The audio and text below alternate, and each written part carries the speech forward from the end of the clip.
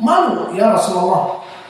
Maka dijelaskan oleh Nabi, malu kepada Allah adalah dengan menjaga, seperti disebutkan tadi di hadis, menjaga perut kita, menjaga kepala kita, dan selalu mengingat mati dan menjauhi kemegahan dunia. Maka barang siapa yang melaksanakan demikian, maka telah melaksanakan rasa malu kepada Allah dengan sebenar-benarnya malu. Maka hadis ini dijadikan oleh Al-Mawardi pendalilan untuk malu kepada Allah tadi. Maka mahalu hada al-hadis. Hadis ini bagaimana kedudukannya? Diriwayatkan oleh Imam Ahmad dari As-Sabah ibnu Muhammad an Murrah al-Hamdani an Abdullah bin Mas'ud. Maka hadis ini sayangnya dhaif. As-Sabah ibnu Muhammad disebutkan oleh para ulama dhaiful hadis, hadisnya lemah dan tidak ada jalan lain kecuali dari dirinya. Maka hadis ini dhaif. Maka ini kreatif apa tidak? Di mana kita membaca nukil dari ucapan Al-Mawardi di dalam kitabnya ada Dunya wa Din, bahwa malu dibagi tiga, di antaranya malu kepada Allah, kemudian beristidlal dengan hadis Ibnu Mas'ud. Kemudian kita di sini kreatif apa tidak? Kita menjelaskan hadisnya sayangnya dhaif. Di sanadnya ada Sabah ibnu Muhammad. Maka ini kreatif. Tidak hanya kita menelan hadis-hadis yang dinukilkan oleh para ulama, meskipun ulama ahli sunnah. Namun ada sebagian ulama ahli sunnah mungkin tidak memperhatikan ilmu hadis. Maka di sini kita ketahui hadisnya dhaif. Maka kita menukil dari ucapan Al-Mawardi tetapi juga memperhatikan sanad hadisnya, penjelasannya dengan hadis yang sahih atau dhaif. Maka hadis ini hadis yang dhaif karena As-Sabah ibnu Muhammad. Maka ini kreatif apa tidak? Kreatif. Maka kreatif tidak mesti menghilangkan rasa malu. Maka hadis ini dhaif dari segi lafaz, namun dari segi makna kita katakan bisa dijadikan pendalilan, meskipun tidak dengan hadis ini, karena hadis ini dhaif. Maka malu kepada Allah kita harus mempunyai itu, karena Allah menginfakkan rezekinya kepada kita dan kemudahan untuk bernafas untuk semua dan tidak diberikan sakit. Maka kemudian kita melaksanakan dosa kepadanya, mana rasa malumu seperti itu? Maka yang kedua, rasa malu kepada manusia. Dan rasa malu kepada manusia dengan yakuful ada wa tarku al-mujaharah bil qabih, dengan meninggalkan kezaliman kepada manusia dan menjauhkan perkara-perkara yang buruk yang manusia itu melihat kamu adalah buruk. Maka jenis ini juga jenis yang penting dari perkara yang tiga tadi. Maka orang-orang yang mempunyai rasa malu kepada manusia, dia tidak akan berbuat kezaliman kepada manusia. Dia akan menipu, maka dia akan malu. Dia berdusta kepada manusia dan nanti ketahuan, dia akan malu.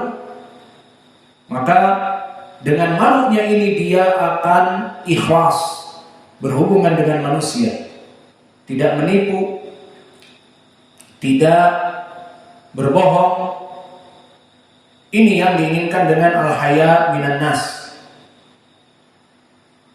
Bikafil ada, meninggalkan kezaliman kepada manusia dan bahkan tidak memukul saudaranya yang sama-sama belajar dari santri, apalagi usianya kecil-kecil. Maka anak-anak yang besar, kami mengajari kepada kalian MMA, mixing martial art, dan pelajaran-pelajaran bela diri, bukan terus menganiaya adik-adik kalian. Kalian sama-sama belajar di sini, saling menyayangi. Jika ada anak-anak namanya juga masih kecil, salah, gampang bilang kepada mas'ul, bilang kepada kami seperti biasa, Ustaz, si Hudzaifah tidak gorok, selesai, kita hukumi. Atau si fulan bikin ini bikin itu, gampang kita hukumi. Adapun main hakim sendiri tidak boleh, apalagi besar, sudah besar badannya, memukul adiknya yang kecil 9 tahun, maka jangan ada yang berani seperti itu. Kalau mau jadi preman tidak di sini. Mau jadi preman, memukul adik-adiknya yang kecil, ya belajar di tempat preman, di pasar, di jalanan dan sebagainya. Maka ini yang kedua, malulah kepada manusia untuk mendolimi mereka, dan juga tarku al-mujaharah bil qabih, dari malu kepada manusia meninggalkan perkara yang menyebabkan mata manusia memandang kepada kita buruk.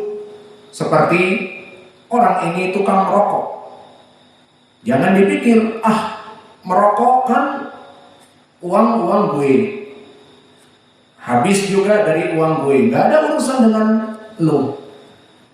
Tapi manusia melihat ini orang merokok buruk, hilangkan itu dengan rasa malu.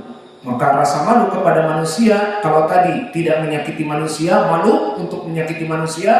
Yang kedua, malu untuk berbuat buruk di depan manusia. Seperti orang yang merokok, seperti orang yang tukang teriak-teriak dan membuat onar dan sebagainya.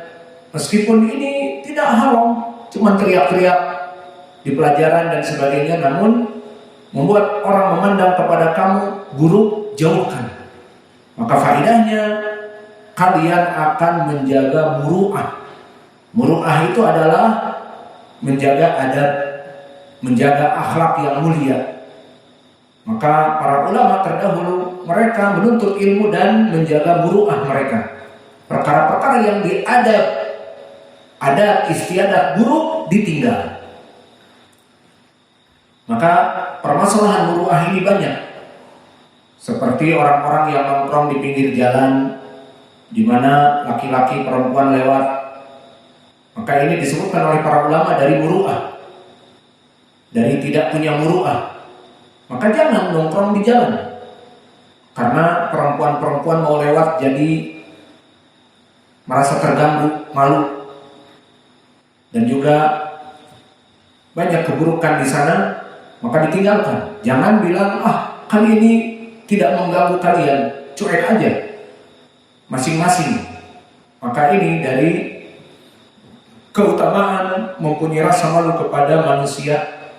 Pertama tadi, kaful adab, tidak mendolimi manusia sehingga orang ini terjauh dari kemaksiatan. Kedua, menjauhi perkara-perkara yang dipandang buruk oleh adat, oleh agama, di mana dia, seperti pepatah mengatakan, di mana bumi dipijak, di situ langit disijunjung, gitu.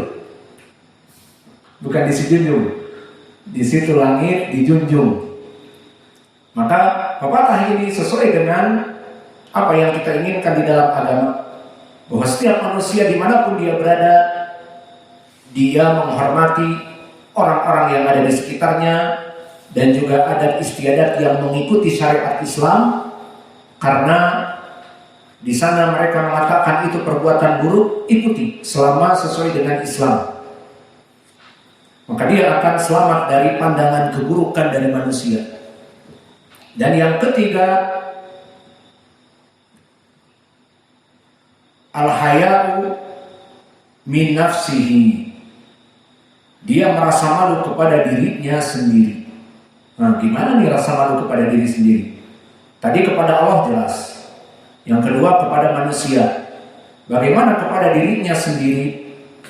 Maknanya adalah fayakunu bil iffah wasiyanati al-khulwat, di mana seseorang malu kepada dirinya sendiri, di mana dia di saat berkumpul khusyuk, namun di saat dia berkesendirian menjadi syaitan. Maka orang-orang yang tidak mempunyai rasa malu kepada dirinya bisa seperti orang-orang yang bunglon. Di saat duduk bersama orang-orang, dia seperti orang-orang baik. Di saat berkesendirian, maka dia berbuat keburukan. Maka orang-orang yang seperti ini, jika tidak mempunyai rasa malu kepada dirinya, maka akan berbuat kemungkaran dalam keadaan ada kesempatan, ataupun di saat sendiri tidak ada yang melihat. Namun jika dia mempunyai rasa malu kepada dirinya sendiri, di saat dia di depan manusia, alhamdulillah dalam ketaatan.